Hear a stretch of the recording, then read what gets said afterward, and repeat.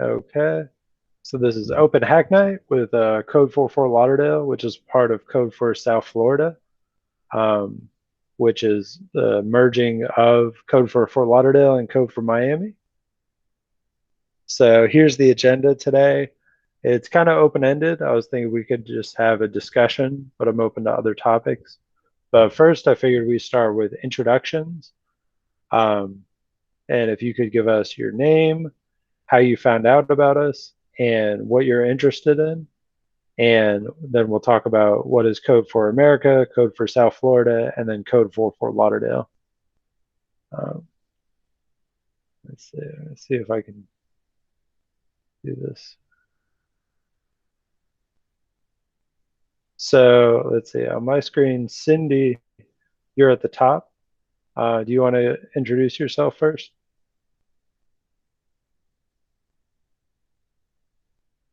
I'm Cindy. I found the websites on the internet. Yeah, and I'm interested in technology and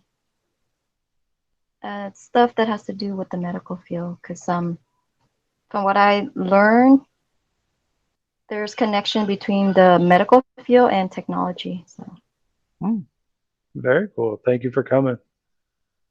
Louis, you want to introduce yourself? Okay, so my name is Luis Vargas. I'm a software developer. I've been software developer since 2012, maybe a little bit less, but 2012 was the breaking point. So I do mostly Java and JavaScript. For the backend, I do Spring MVC, and for the frontend, I do AngularJS.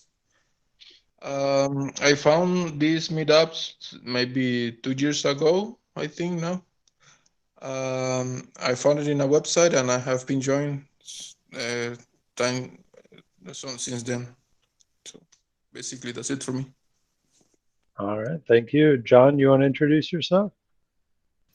Yeah, John Hoagland, up in Boynton Beach. Oh, I'm a identity and access management security architect by day, and I literally do everything from in my off hours, from working with Arduinos and various microcontrollers. In fact, right now I'm digging around looking through a box of Raspberry Pis to do a Pi-hole server as an example. I lead a development team. I tend to be more on the infrastructure side, but I work in multiple platforms. So for me as a maker, with a whole maker shop, right, I go everything from code to physical infrastructure. So I saw this on the meetup site as a suggestion. So I was like, let's see what's going on here in South Florida. Oh, awesome. Yeah, well, thank you everyone for joining us. My name is Ryan Gates. I work at Ultimate Software as a site reliability engineer. Often we meet there. Sometimes let's see, we meet at other locations. So hopefully once all this is over, we'll be able to meet in person. I really do miss that aspect, but it is very cool because I know Cindy and Lewis, you wouldn't be able to meet if we were in person. So that's kind of the silver lining. Um, Also, just appreciate everyone's patience. Virtual doesn't always go perfectly. Um, but let me know if anything's not working or you can't hear me or can't see what I'm presenting or anything like that. So, Code for Fort Lauderdale is just one of the Code for America, we call them brigades, but basically groups that meet and get together and work on civic problems, whether that's issues that governments are trying to solve or communities. We look just at at issues that our community is facing as a whole and talk about potential solutions or how we could improve the situation. Um, and one of the big things that we open source everything. So we look to our fellow groups to see what's worked in their region, as well as what actual technologies, whether that be services, websites, or other things that they've produced or created, and see if we can apply that here.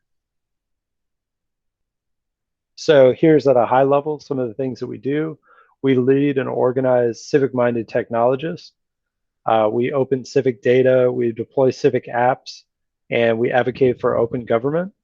And as I said, we contribute to open source, and we license all of our code in such a way that other groups can use it, and we welcome that. And there's a lot of opportunity for partnerships there. Let's see, this video, usually I can play it, but the sound doesn't quite go through. So if you're interested, this is a little bit more of a polished promo that Code for America put together. But it's a real nice kind of 2 or 3 minute high level view of what the brigades do and some of the goals around that. So as I said, Code for Fort Lauderdale is a part of Code for South Florida, and we're trying to get the region kind of together because a lot of in Broward, and I'm sure Palm Beach has similar issues as Miami. You know, a lot of these solutions, it doesn't really make as much sense. So, all right, let's solve this problem in Miami. Then let's come up with a different solution in Broward and a different solution in Palm Beach. So there's a link to the website. We're trying to centralize our efforts and also centralize some of the media and marketing and different things like that. And also, if you're interested in volunteering, we can get people signed up for a list. And we're trying to guide that group a little bit more towards being project focused. I know that's something that I've struggled with this group, and we're trying to do now. Some of the things that we're currently working on is a local air initiative. Let me see. So basically setting up sensors right now. It's currently in Miami. Oh, did somebody join? Oh, okay, you're back. Sorry, I just want to make sure I didn't need to let anyone in. But basically partnering with Microsoft to get these air quality sensors and put them around the city, and they collect certain basically point-in-time measurements so we can track air quality, because that has such an impact on our communities, and it would be great to have that data available. The entire county of Broward has 6 air quality sensors, and the pilot with Microsoft, once we're still working on getting the details for Broward, but we could have up to 10 sensors. So I think that would really be great, and they collect a lot of different data. So that's one of the projects that's being worked on. Another, I think it's probably winding down now, but it was Get Your Refund. Let's see. Which was assisting people with income taxes. Let's see. I'm trying to remember.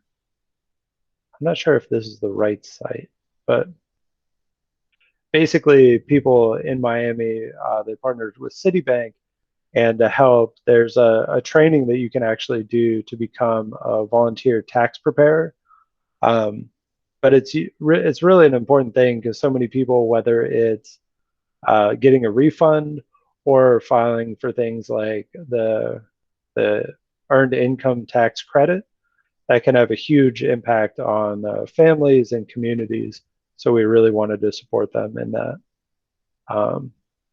We've also done some work around the census and different things like that. So if you'd like to get more involved in projects, click that volunteer, and that'll take you to the form page, and you can sign up. Let's see. So yeah, here's what it looks like. So fill out your information, and then we can follow up, and we're working on getting a newsletter for this. So there's that. And also having a pool of people that we can pull from for different projects. So I was going to have an open discussion tonight. We do have some community guidelines. It should be pretty easy, though. We have a small group today. We're all here to learn, assume the best intentions, one mic, one person speaking, and try to really listen.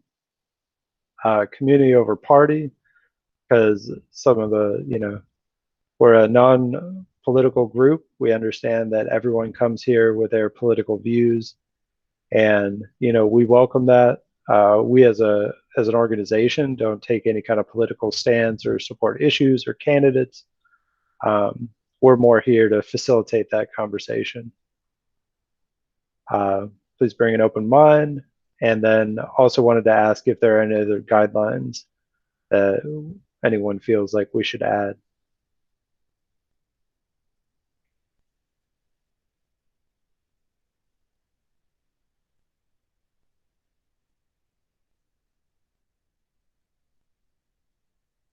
All right. Well, if we think of more later, we can bring those back up. I thought this was an interesting picture. And, in this kind of crazy time we're living in with COVID and with an election coming up, people doing their civic duty, but also having to wait in a line in South Florida heat, which is challenging. But I know it's a little different because I know Lewis and Cindy, you said you're out of the area. But I assume you have similar kind of elections coming up. I know in Florida, we just did the primary election, primary voting rather. That's coming up, I think, August 18th. But I was curious, where do people go to get information or assistance voting? So that's what I thought we could discuss. I have a question about that. Sure. Is that primary only for electing who's going to be elected, or is electing someone already? So at least for the most part, I actually had my ballot. But for the vast majority of offices, typically the way the primaries work is, at least in Florida, and maybe Cindy, you can speak to California. I know less about their system.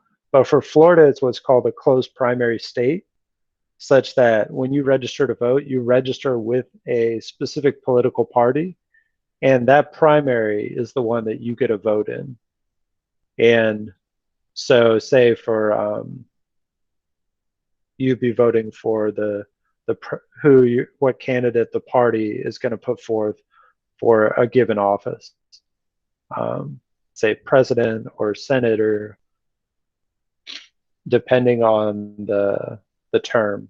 But yeah, that's the primary election. Okay. Yeah. Is there any penalty of not going to vote on that primary?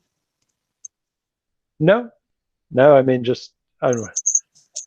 I mean, it's hard. Like, I don't know that I'd want a penalty, but I think I personally would like to see, higher voter participation, regardless of, whether the votes really align with mine. I'm not sure I'd want a penalty, but yeah, there is no penalty. Just like voting, it's entirely like it's your civic duty, as we often say, but it's entirely up to you. There's certainly no penalty if you don't vote. And, many people do that for a ton of reasons. Tough because, it only comes around. We have the presidential election every 4, and then we have midterms in 2. But I mean, that's quite a ways to go between, having your voice be heard in that way. So something interesting, right? I'm a relatively new resident of Florida. This is my second time living here. We moved back in about 2 years ago.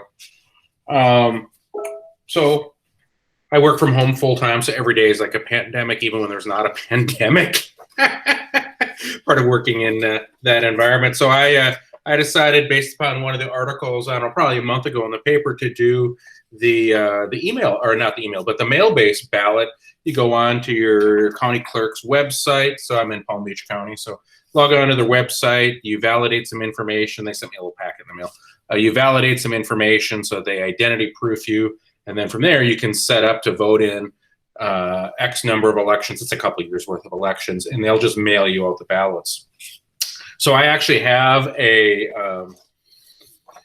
primary ballot sitting in front of me in paper copy. And what's interesting in Florida is if you're not affiliated to a party, so I'm not affiliated to a party, you don't get to vote for any of the party primaries. You only get to vote in the non-party things like judges. So literally the ballot I have in front of me is Supervisor of Elections Universal Primary Contest.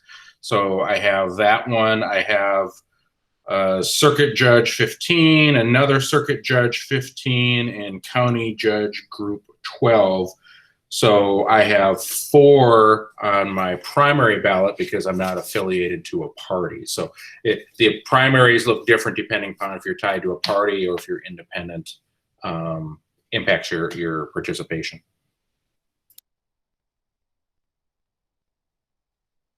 Yeah, that's a really good point, and that's why I know for me, I've tried to see, what one register with just for that purpose to vote in the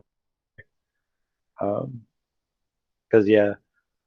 But so speaking to that, I know judges, how do you go about making the decision on different judges, whether it's to keep a judge or whether it's if they have challengers or different things like that?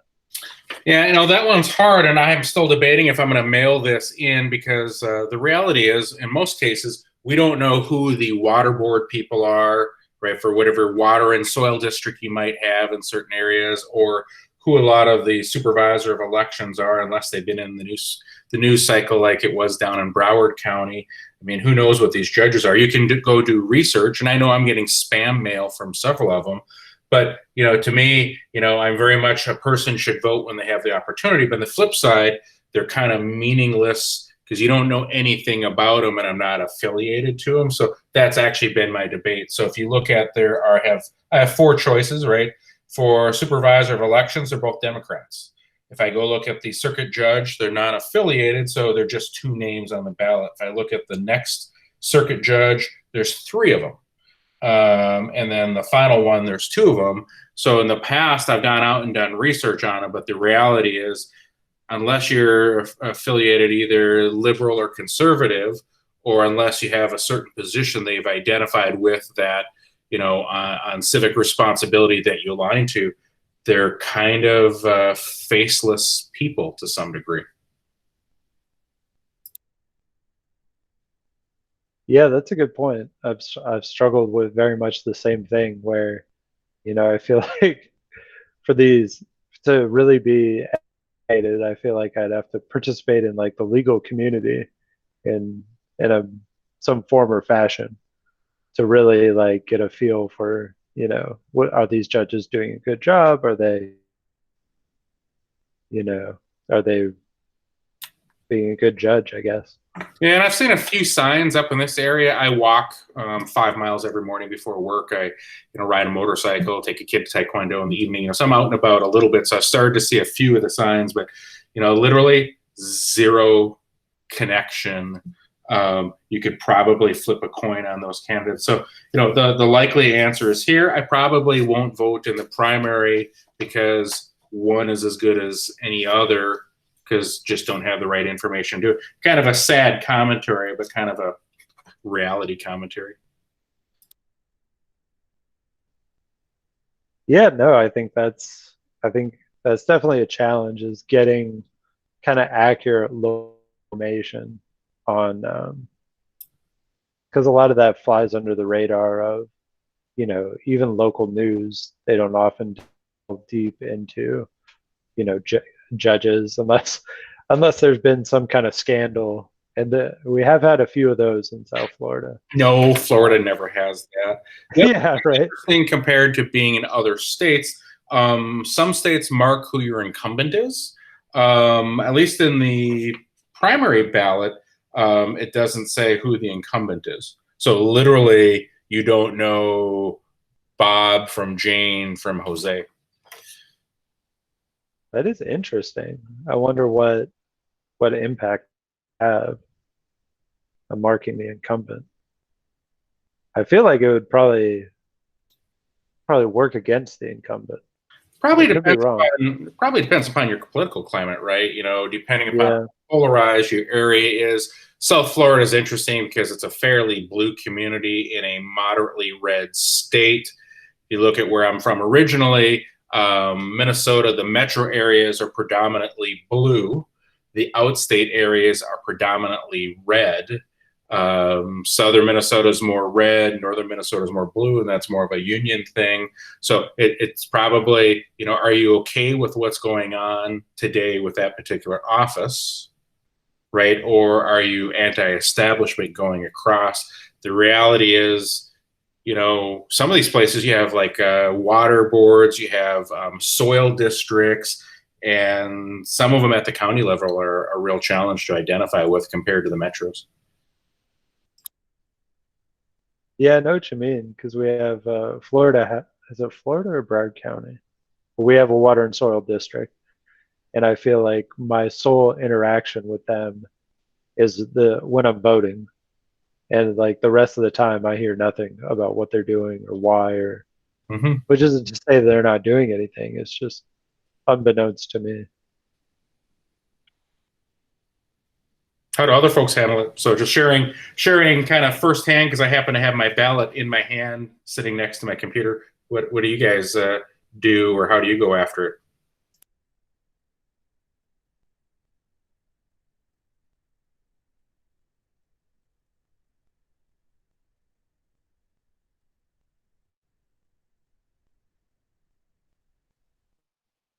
Lewis or Cindy, you want to take that? I'm just waiting for the general election. I'm waiting for the general election so I can start voting. Because like with primary election, it's just narrowing down who would move on to the general election process, I guess. And it's a thing where like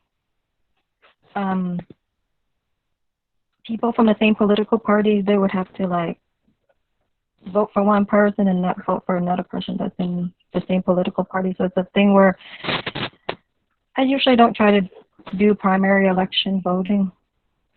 That's just me. Oh, interesting. Okay. But they have in California, it's a similar pattern where you vote in whatever primary you're registered for.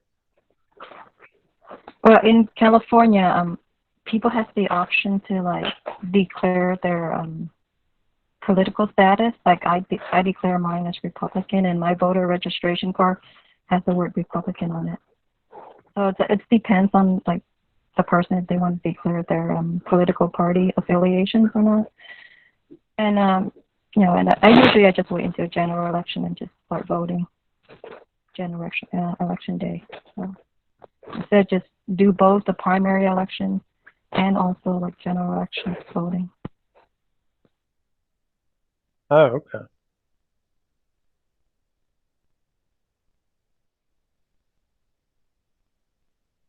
Lewis, what about you? I mean, I guess you Excuse don't. me, I didn't hear the question. Well, I guess how is this going to work for you? Are you able to vote by absentee right now, being in Nicaragua? I don't know right now if I'm gonna be able to vote. Hopefully, I think I can do it because I received some messages about the ballot, absentee ballot, but I don't know if I'm gonna be able to vote over here. Most likely for the presidential one, I think I'm gonna be able to vote, but for Florida, I don't think so. For House of Representative and other stuff, I don't think so. Well, you should I'm get gonna say the the full absentee ballot. ballot, I would think. Yeah, most likely I'm gonna be able to get it, but the problem is gonna be able to send it back Oh, yeah. because I'm not in the US. So most likely, if I get it, I have to do something else. I don't know. Maybe go to the embassy over here in Nicaragua, but I don't think so. Ah, That's possible. Hopefully, I'm gonna be back by November though. I would call your county clerk for whatever county that you're registered in and ask how you do mail in, especially if you're out of the country. Because I gotta think. I mean, this is South Florida. I gotta think that's more common than a lot of other areas of the country, and they have protocols for to do it. I would think the thing that's important is just to make sure you do it sooner than later, so you have enough time, so that things get processed before it becomes critical. Yes, I'm gonna do that. yeah, that's a good point because particularly with absentee ballots, there's basically like a deadline that it has to be in mail. It has to be received before so they can count it. So, yeah, I haven't thought about that.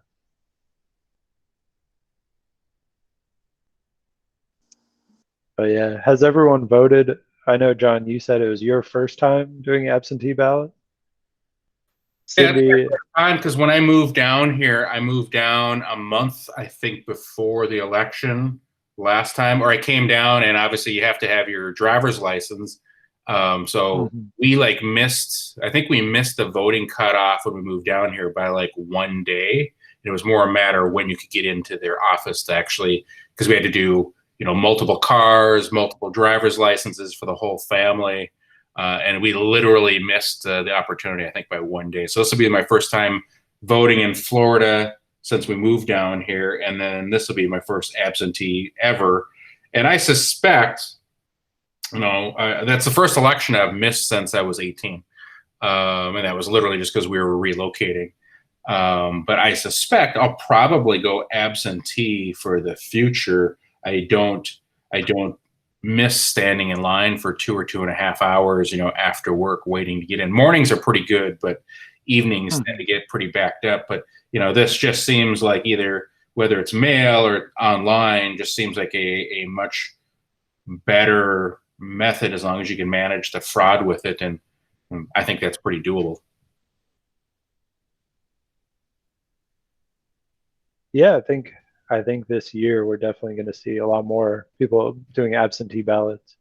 I know for me, I've done it in the past just from a scheduling perspective. But yeah, that's another interesting thing about the registering to vote deadline.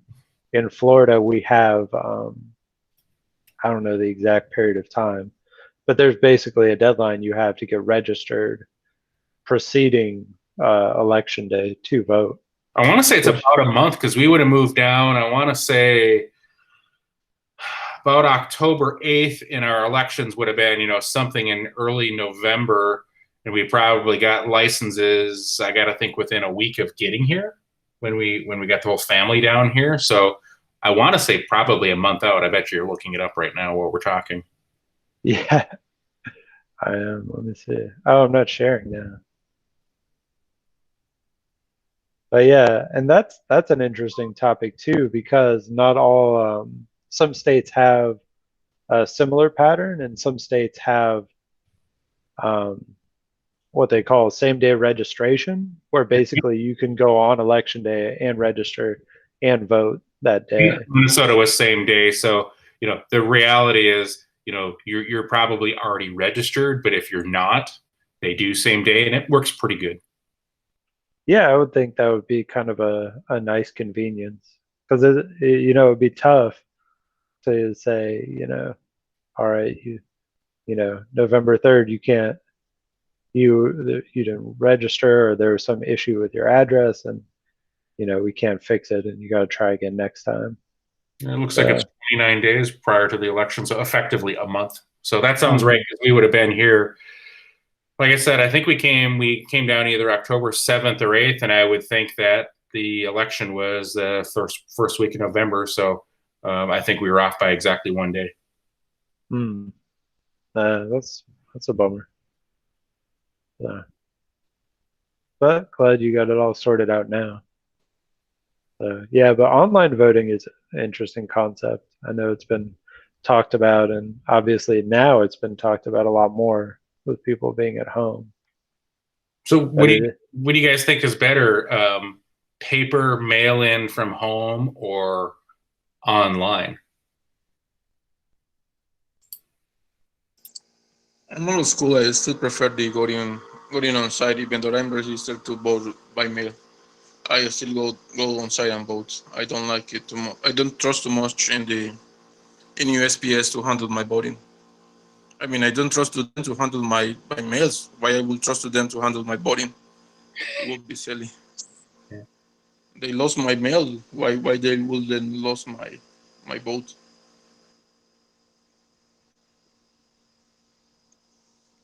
They even once blocked my mail for 1 month, even though because my house didn't have any anything inside the house, so they think that the house was empty, so they blocked the mail going to my house, and I had to go to the USPS office like 3 times just to repair that. Oh wow. So I will not trust on them to handle my voting. Hmm. And for online voting, it's still not too. I see it as too risky now. It will be too easy for Russian hackers to to to steal my votes, or even Chinese hackers. I don't know.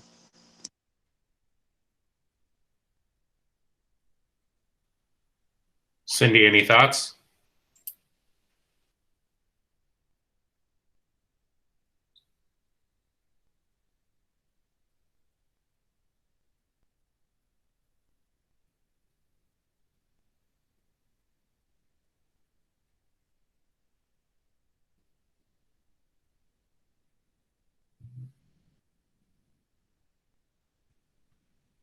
Yeah, I don't know that I have a strong feeling, paper or electronic. I mean, I'm an identity and access management architect, right? When I was in Minnesota, I was responsible for 300,000 internal identities. I was responsible for 100 million external identities, right? So responsible for more identities than we have in some states. I work for PricewaterhouseCoopers. If you guys look me up on LinkedIn, so I'm a global architect working across about 160 countries. So truly a global architect. And I see the pros and cons. And frankly, I don't think I have a concern about the online systems any more than the paper systems, because the reality is paper systems are getting scanned going into a computer. And if I was going to hack them, I would probably hack the election system computers versus 300 million computers across the US. Just the scale versus effectiveness seems pretty clear on that.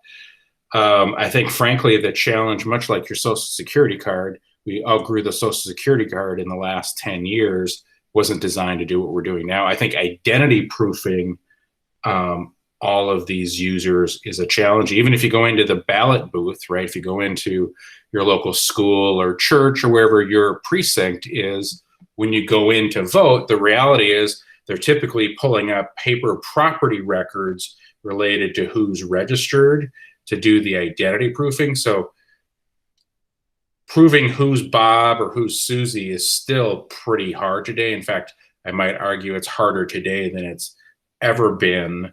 Go look at what you do to get your driver's license, and you have to bring in a couple utility bills. You're bringing in multiple things or multiple factors to try to provide enough confidence that Susie is Susie.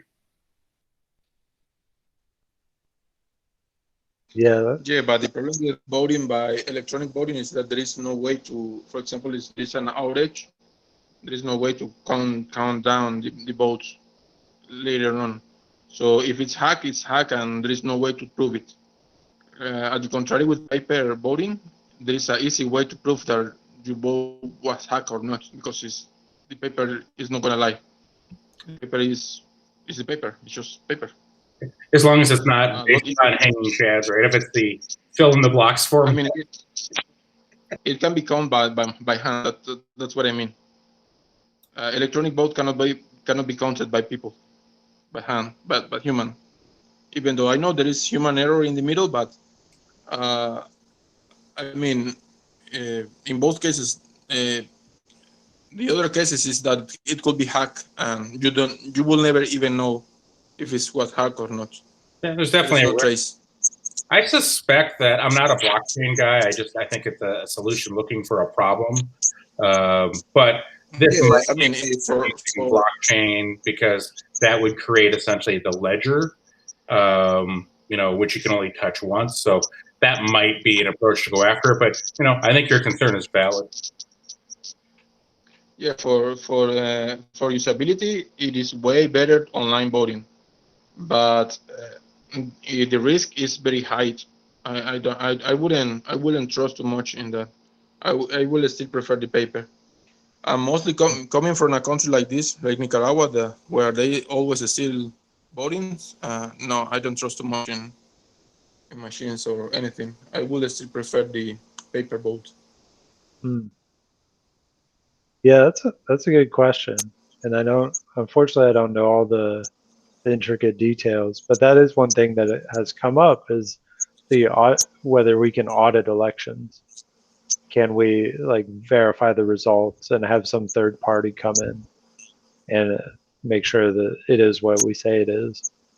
I know for me personally, one thing that I've struggled with is like, whether I do my ballot in person or I do it through the mail, I kind of send it off, and then that's like, it's basically in either case, it's on faith that it is going to get counted and that it's going to make it there and get counted. So it would be nice to have, and I'm not sure exactly how you do it in such a way that, they weren't tracking who individual people were voting for, but it would be nice to see, to have a way to say, of this, like, I don't know, 5 million ballots, there's mine, mine made it there and was counted as part of the data. How is that different than tracking COVID, right? So you're in a drive-up line with hundreds of thousands of people. So you have PHI and PII data that you're trying to protect. Essentially everyone became a token or a GUID of some fashion, and you'd have to essentially provide two factors. So you could see the fact that your vote was counted, but people wouldn't necessarily be able to see what your vote was, if that makes sense. That would let you log in, just kind of in a roster of, oh, my token was counted. Mm-hmm. Yeah, I think that would be nice to be able to know and prove that. I do agree. Like, I think the most attractive thing for voting online would be the accessibility of it, because even while everyone may not have, internet access or a computer, it would be a lot easier to set that up than to set up, a full-blown polling location. How do you guys feel? So play that thought out a little bit further. Obviously, all of us are on a IP-based video and audio chat, and we're talking across at least 2 different countries right now, right? So fairly high tech. If you would have said this 10 years ago, right, you would have thought Jetsons or Back to the Future kind of stuff, right? So how does that work for our older generations? I'm in Palm Beach County. Approximately 24% of my county is over the age of 65. Not that over the age of 65 means that you can't use a computer, because obviously a large percentage of them are. But for every 5 years or 10 years you add to that number, the computer literacy number falls pretty dramatically. So it's accessible to those of us that were probably born after 1965. How would that work for the folks that maybe fall outside of that demographic? Yeah, that's a good question. I think No idea. accessibility would be really important, whether it's, age related or, other disabilities, whether it be like neurodiversity or cognitive issues, or, like a vision impaired or colorblind or different things like that. Although as I'm saying that, I'm thinking about our paper ballot and kind of wondering if, how much of that gets taken into account today. I believe so. Because I have a paper ballot sitting in front of me. It's monochrome, right? It's white, gray, and black, right? There are literally 3 tones on it: white, gray, and black. So it should be fine for anyone that's colorblind, because people that are colorblind isn't really what we think of it. There's just certain colors that don't stand out typically compared to other colors. I work with a guy that can't see the color. It's either green or red. So we're always messing with him, putting stuff up to see if he can try to track it down in meetings. We do a lot of Where's Waldo kind of stuff. And I believe when I did the online stuff a month and a half ago to register for it, I believe they also had facilities for sending it out in Braille for folks that were vision challenged. Oh, that's good to hear. And then I'm just looking to see, mine is totally, I was gonna say it's totally English, but it's not totally English. Mine is probably 70% English, 60% English. I mean, there's Spanish on my particular one as well. So it looks like they probably cover a reasonable portion of it. And this is literally if you guys remember from when you were in school, the fill in the circle multiple choice test. Typically ours went left and right, in 4 columns or 5 columns, depending upon what format your school had. These are fill in the ovals, but these are in a top to bottom format. But otherwise, this looks very accessible. And then it's clearly set up to be scanned in a binary format, because you can see the barcodes running around the edge for alignment, and they have measurement ticks on it and stuff. So this looks fairly accessible. But anyway, just an interesting idea of what would happen, who would feel displaced if they couldn't vote off their phone or off of their iPad or off their computer because they had a browser issue and it's 6 o'clock on Tuesday night on the evening of an election. Yeah, that is a good point.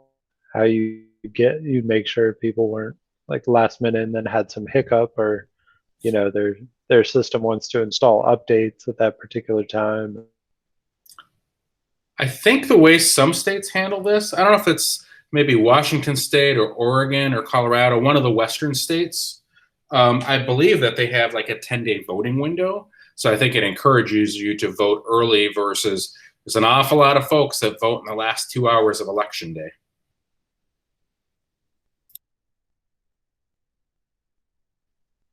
Yeah, I could see that, particularly in if it's looking like it's going to be a close race. I know we have early voting in Florida, which it'll be very interesting to see how that specifically plays out now. I know there was concern about poll workers. I think that would be dangerous if they count it, no? If they count the early voting, it would be dangerous for the election because it will be like change the mind of people. That's true. I think, I wish I knew where I heard this statistic, but I think the statistic was that Florida's voting is basically like a third early voting, a third in person, and about a third absentee ballot, at least historically.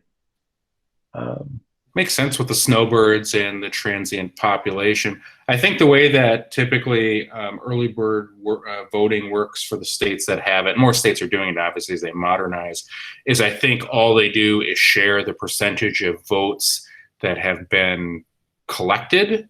They don't actually count and share the statistics of who is in what position at any given time. So, 7% of the total votes have been cast, and I think that would be the only number that they share.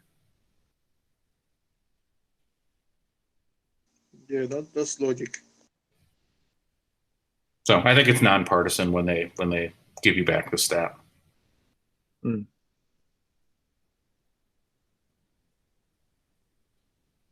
Hey Ryan, what else? So this is new for me.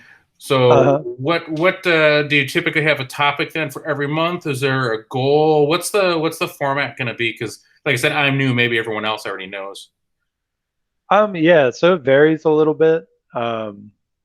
We've kind of been trying to adjust to this new COVID. A lot of times we would meet in person, which is kind of nicer. But it varies between different people presenting projects that they're working on. We've also had guest speakers come in and talk about either their work or some people from local government to share what they found that works and what they see as progress. So it just varies a little bit. We've done quite a few different things. But the goal is basically like we'd like to get more project work. I know I personally have been, you'd think that, working from home without the commute and everything, that I'd have more time, but the opposite has happened. I feel like I have much less time than I used to.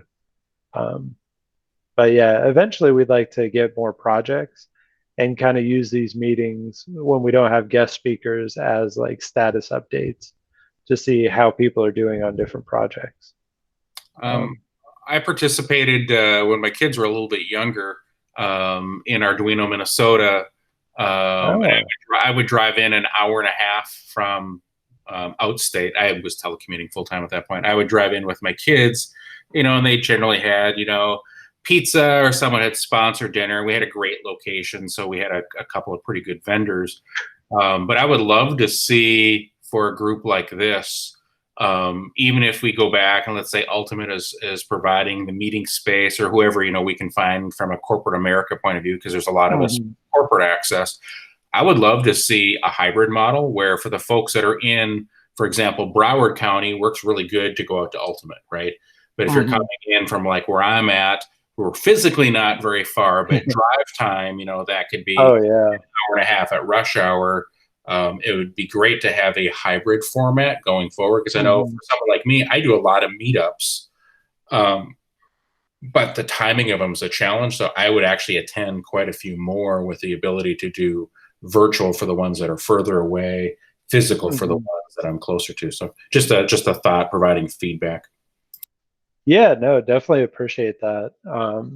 We have done some kind of mixed mode like that, where we've been at a location, but also put the link online.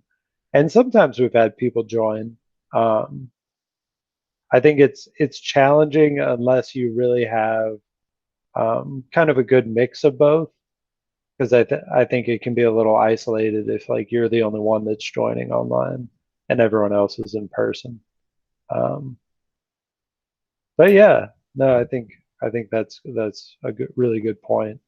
And I know we've struggled with trying to find the right meeting locations to capture everyone, because we kind of met.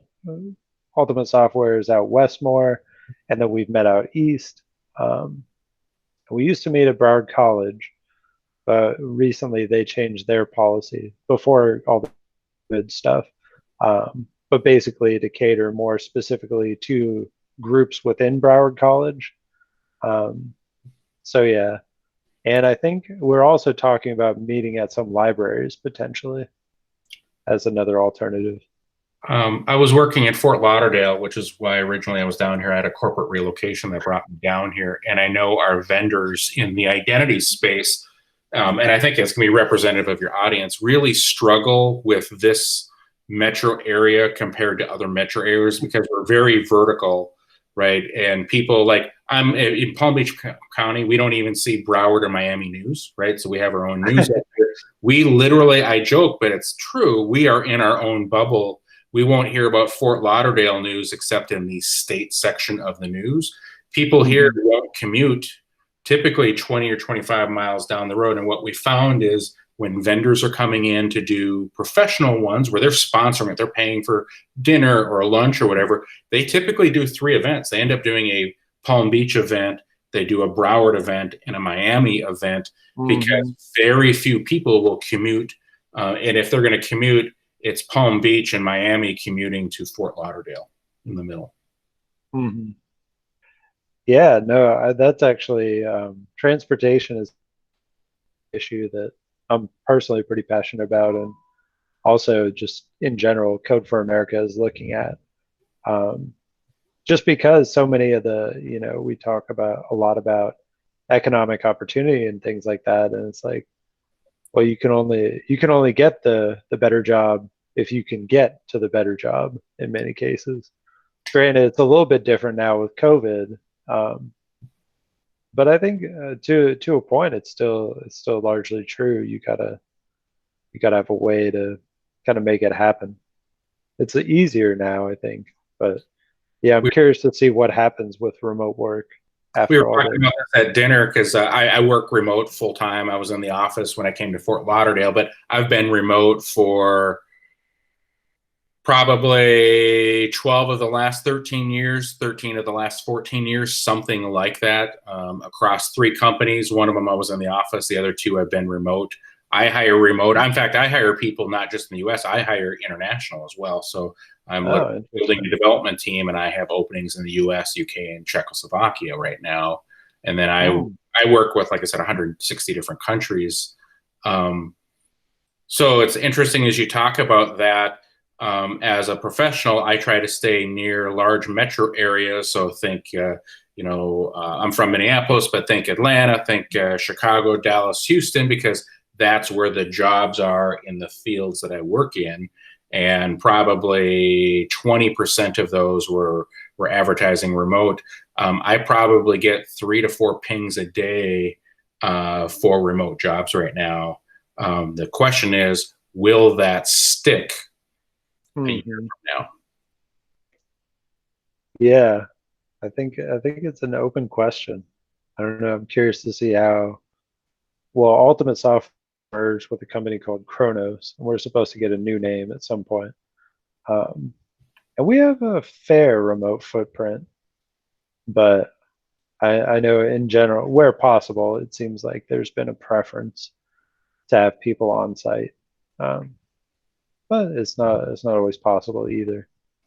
So I'm curious to see what, how it shifts after all this.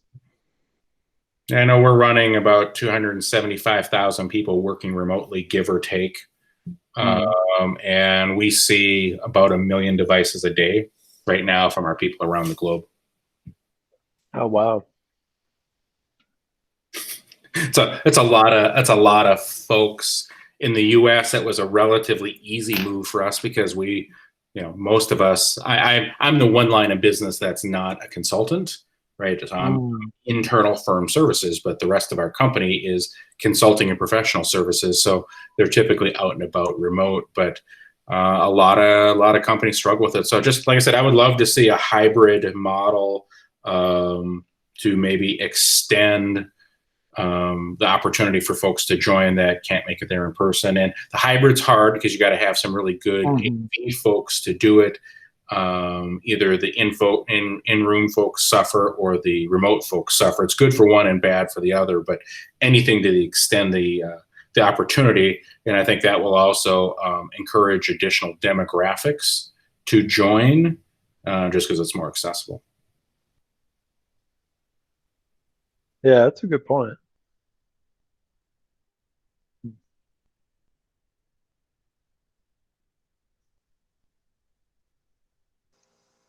Is it possible for you to share the link so we can go and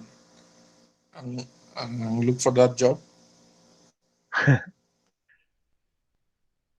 Which one? The one for John, the job that John had mentioned? Yeah, that one.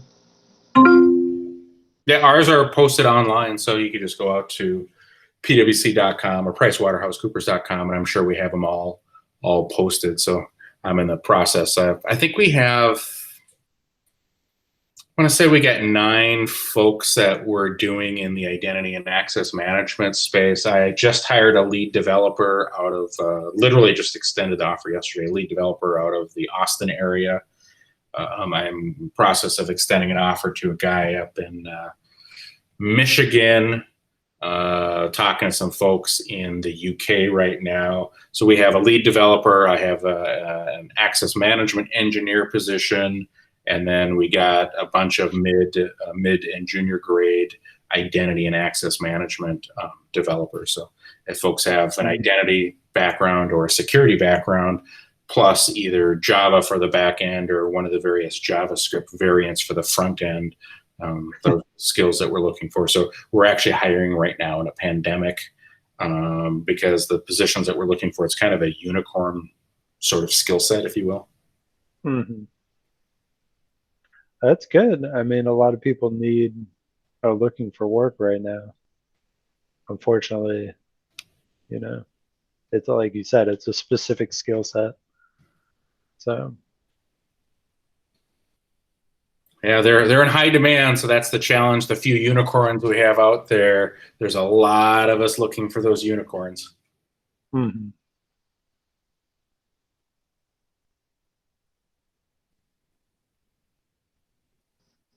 Great.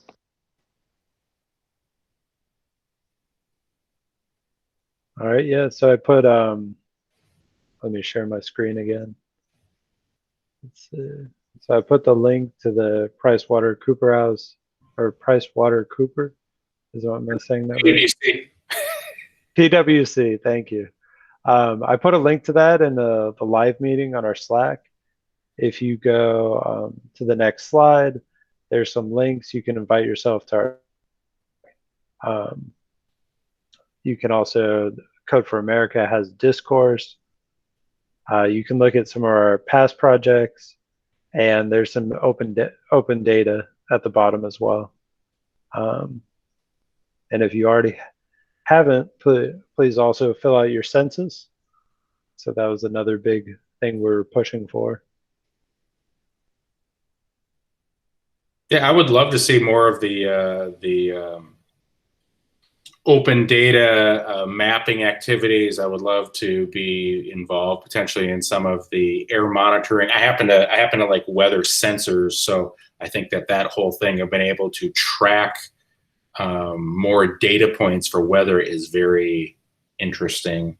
Don't ask why. It's just one of those things that I've always been interested in: hurricanes and tornadoes and the tracking of the data around them.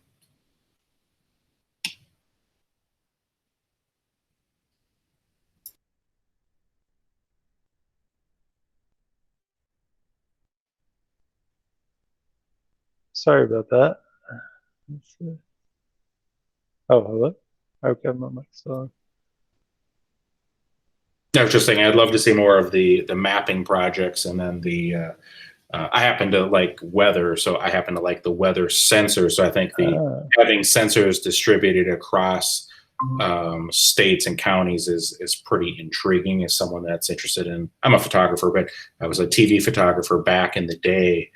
So I spent a lot of time covering tornadoes and hurricanes and being in those things pretty intimately back in the day. So I still track them from a non-professional point of view. Oh, interesting. Yeah, let me see the one more. So here's I showed the sensors. Let's see. So yeah, they collect quite a bit of information. And here's what they look like. You can strap them onto utilities. Um, that's some of the challenges, though, actually, that we face is working with local governments and securing right of way to actually put them up in such a way that people passing by won't take them down. Officials will agree that they should be there. So things like And that. folks don't think that they're a bomb or something else dangerous. Yeah, well, that was actually, unfortunately, I've fallen a bit behind on the updates, but I know that was one thing that we were trying to do as well, was try to get some signage to basically explain to people what the sensors were, why they were there, where they can go to look at the data, and kind of the aim of the project. So, if you saw one go up in your community, you'd understand why, the reasoning behind that. It's kind of like a geocache, right? If folks actually knew what they were looking for a geocache, geocaches would freak out a lot of folks because it's a little container hidden in almost plain sight that most people just don't notice. Mm-hmm. Yeah, that's true. Yeah.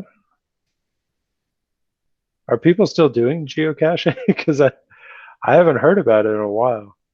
I don't think it's as popular, but I still got friends that do it. I've let my subscription lapse, but that was actually kind of a fun way to travel across a county or a state if you have family with you and make a few pit stops on the way. And boy, that sure is the art of hiding stuff in obvious view.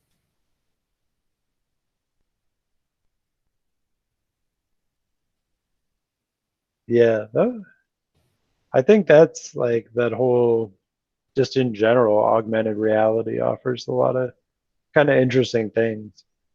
I know for meetings like this, we met at Nova Southeastern a few times, or at Ultimate as well, really. But so anytime you're dealing with like a large campus space, it would kind of be nice to give, you know, turn by turn directions from when you leave, however you got there. Once you leave, how do I get to my room or my area? Because I always thought that would be nice and be able to see, you know, what an area looks like.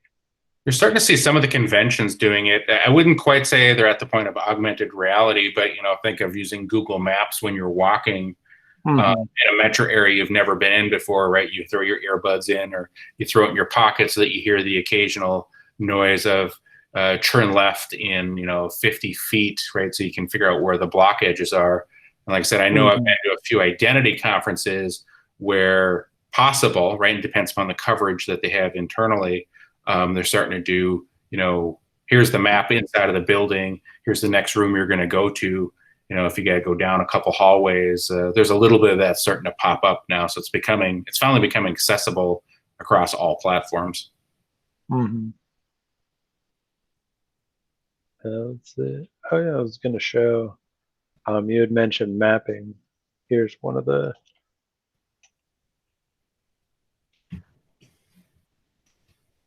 And so this is our site. Let's see, projects. You make Fort Lauderdale look so glamorous. I mean, we like it. It's funny though you say that because originally we were going to be called Code for Broward, but we're looking for partners at the city and county level, and Fort Lauderdale said they'd partner with us, but they wanted our group to be called Code for Fort Lauderdale, and that's how we got the name. But yeah, this was a project that Quinn, he's not here today, but you can go and look and see who your mayor is and your city commissioner. Because a lot of times for these meetings, we'll ask people, who's your mayor, and oftentimes you don't know who that is. But yeah, kind of. Less than 5% of the audience knows. Yeah, it's a small percentage, which I can understand and appreciate that because people have a lot going on. People aren't always looking for more things to do, but it is interesting because like I know for me, like my city commissioners, I can email them and they'll get back to me, which can't be said for all elected officials, particularly as you go, higher up. But yeah, this was one of the mapping projects that we came up with. So it was kind of nice and just something so interesting kind of application for that. So if you're talking mapping, and I haven't been able to look at it recently, they're doing the COVID cases by zip code. So that's Oh yeah. another similar kind of mapping thing.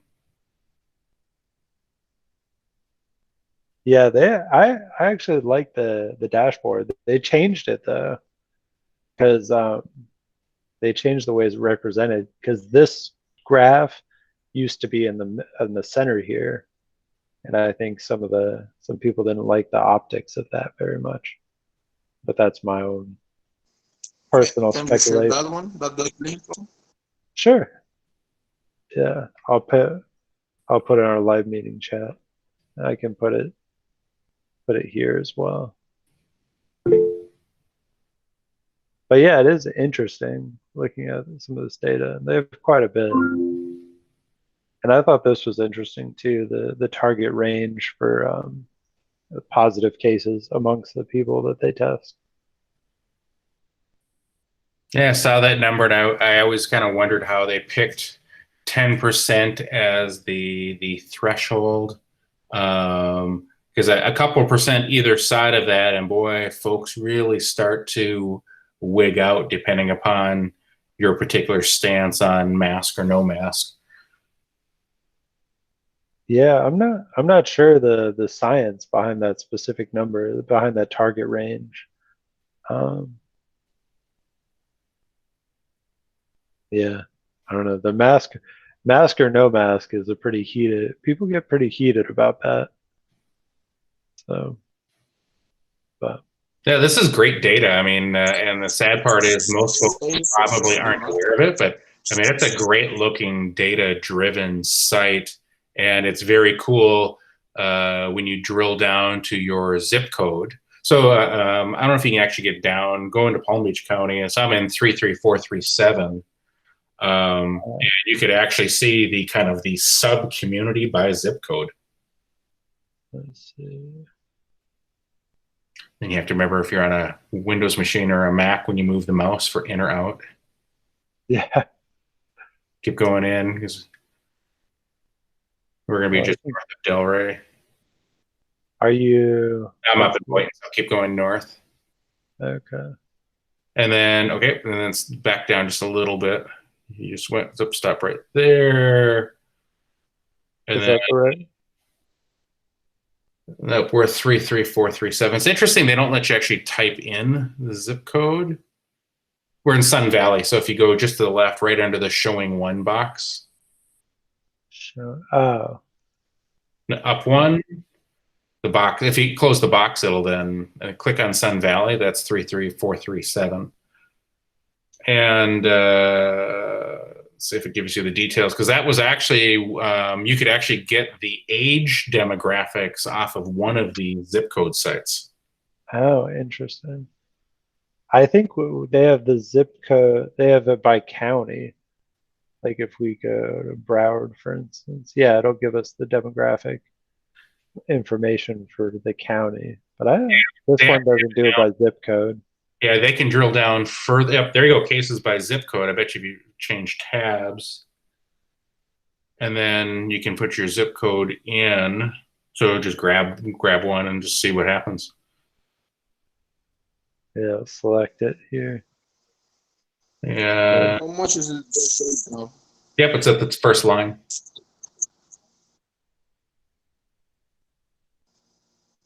How much is the death rate? Let's see the death rate. 13 apparently the last day. Is this what you mean per day? So the real way to, well, I shouldn't say real, the other way to go look at this, because my wife tracks the top 10 states every day. So she takes the total cases and then also tracks the death and then divides one into the other so that you can get a percentage of what's the total death rate of everyone compared to the total case count of everyone. And as more and more people get it, because you're kind of going down the herd path to some degree, as more people get it, the statistic for how many people have died actually goes down. So I'd have to go look at her little notebook. I told her she needs to get a real hobby. But she tracks it both by the top 10 states in the country, but then she also tracks it by the top 10 states.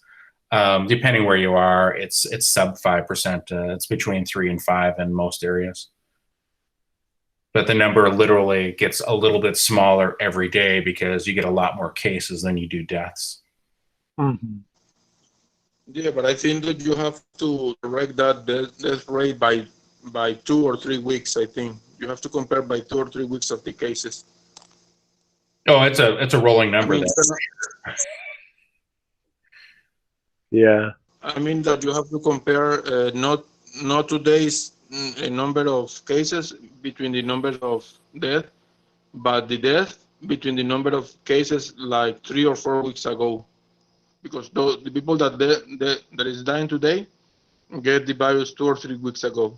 Yep, it's a window. So you have to do the math like that. You have to account that time, that window, because if you don't, then the number is gonna be messed. You never know the real number. An interesting stat, Lewis, to your point, would be to do a line graph. And one line is showing infections by day, right? And another line graph is showing deaths by day. And maybe even the third line is showing the percentage of deaths by infection. And that would show you trend as people get more, as more people get it, what does that do to the death rate? And you'd be able to see that over time. And then you'd have the third line would be your conversion rate. And that would be very telling because it would show what you're talking about. Yeah, also another problem is that it should be divided by the age of people, because from what I understand, old people is more likely to die. It's like 95%, I think, while young people less than 50 is less likely, like less than 10%. So what if you took that same idea and took it a step further? What if you did demographic in 10-year increments, right? So 0 to 10, 10 to 20, 20 to 30, right? You get the idea. So 10-year increments. And then if you did that by infection and death, it'd be interesting to see how that works. Because to your point, I suspect in the beginning, in the early days, in the first 2 or 3 months, the infections look different for the higher age group compared now to the infections are getting higher for the younger age group, right? The median is now like 45, which tells you that a lot more young folks are getting it because it's really changed the age by like 20 years to see what that's like. And then it'd be interesting to chart death by age. And I think we know the outcome of that. The reality, very few deaths on the younger end of the scale compared to higher number of deaths at the other end of the scale. But it'd be interesting to look at it from infections versus death over age.